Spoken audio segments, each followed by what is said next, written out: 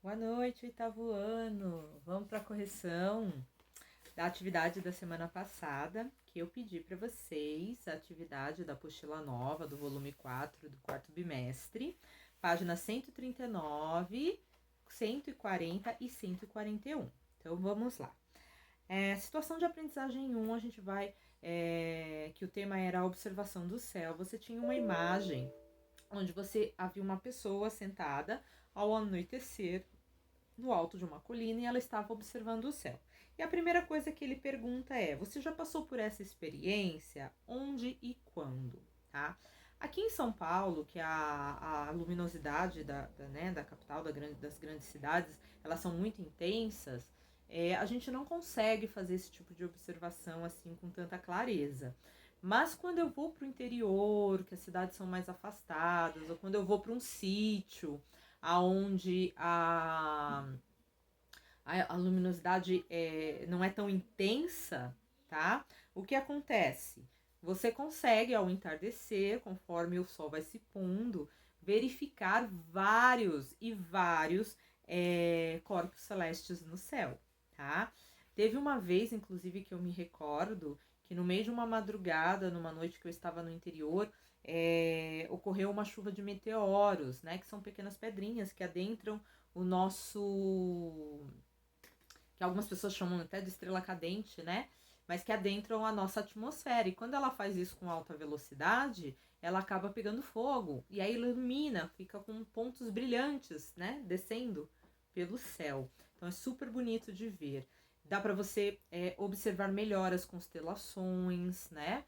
Que estão ao nosso redor. Procurar o cinturão de Órion, procurar Escorpião, procurar a constelação de Libra, de Virgem, enfim, as Três Marias, o Cruzeiro do Sul, né?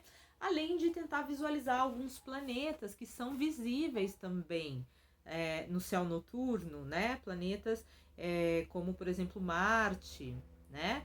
Que você consegue visualizar dependendo da época do ano e dependendo da quantidade de luminosidade, a gente consegue ver ele refletindo a luz do sol de volta para nós, tá? É bem interessante. Existem cartas celestes que te ajudam, né, a localizar as constelações no céu, tá? Sites especializados que marcam datas de eclipses, datas de chuvas de meteoros, né? Entre outros fenômenos que podem acontecer. Tá? Então, para quem gosta, isso é um assunto muito vasto e muito interessante. Eu, particularmente, gosto muito. Só não tenho muito tempo para me dedicar, mas eu gosto, tá bem? O que é possível enxergar e o que você sentiu? Bem, o dia que eu vi a chuva de meteoros, foi, para mim, uma das coisas mais bonitas que eu já vi na vida.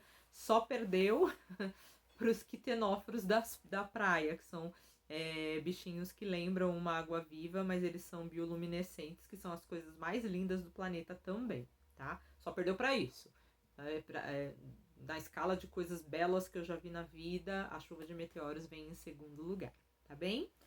Bem, aí na página 140 tinha aí uma tabelinha para você preencher. Então você poderia colocar lá quais são os elementos astronômicos visíveis: planetas, estrelas, constelações. Que mais que a gente pode colocar aqui? Cometas, meteoros, meteoritos, né? E por aí vai. Enfim, tá? E aí você tinha aí uma.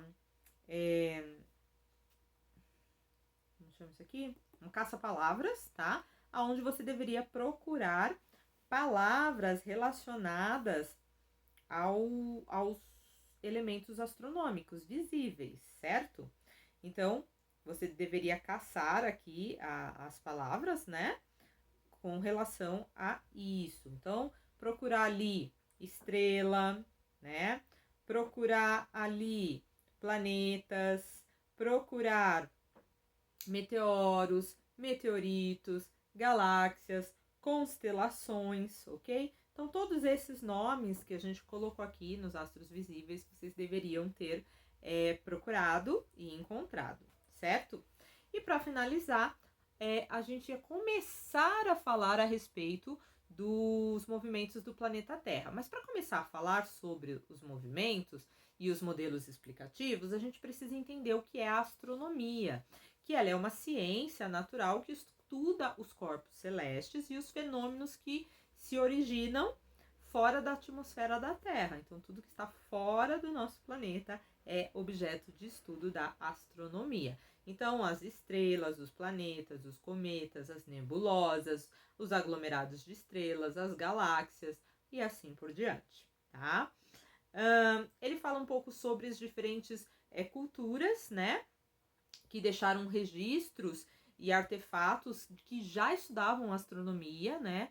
Então, a gente tem ali povos nômades, civilizações como os babilônicos, os gregos, os chineses, os indianos, tá? Os iranianos, os maias, os incas, os astecas, todos eles estudaram os elementos astronômicos, a astronomia, né? Muitos deles já trabalhavam com astrologia, que seria a influência desses planetas e dessas estrelas em relação desses astros todos e dos seus movimentos em relação às pessoas nascidas em determinado espaço de tempo. Não confundam a astronomia, que estuda os corpos celestes e os fenômenos relacionados a eles, a astrologia, que estuda os astros dentro da vida humana. Então, a influência desses astros na personalidade de cada um de nós. São coisas distintas, tá bem?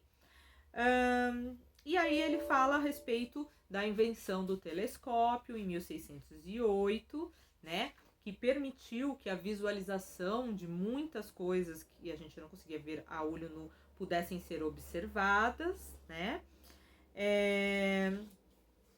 E aí é isso, gente. E, né, outros... a tecnologia, conforme ela foi avançando, hoje a gente tem as espaçonaves de sondas que chegam até próximo dos planetas, de todos esses astros, para poder estudar mais de perto, coletar amostras, entre outras coisas que estas sondas fazem, tá? Pouquíssimas vezes nós tivemos astronaves tripuladas, geralmente em distâncias menores, como por exemplo a Lua, tá? E porque no espaço não tem as condições necessárias para a vida humana, então é difícil você mandar espaçonaves com tripulação viva, né? Seres humanos, tá bem? E aí é isso, gente. Então era para ler, né, este texto aqui da página 141, acessar o site que estava aqui, tá? Descrito na apostila. E aí, com base na leitura do texto e o que foi descrito, né, do texto, imagine o quanto deve ter sido difícil para os cientistas, em tempos mais antigos, apresentar, discutir e provar as suas ideias e descobertas. Então, como é que eles faziam isso, né, quando a gente não tinha tecnologia? Era através dos modelos explicativos, tá? E aí, na próxima semana, nós vamos começar a criar e estudar os modelos explicativos, tentando fazer aí alguns modelos que expliquem o movimento dos planetas, as fases da Lua, as faces da Lua e assim por diante, tá bem? E aí nós vamos nos divertir aqui um pouquinho com relação a isso. 8º ano, gratidão, até a próxima, fiquem com Deus, até semana que vem.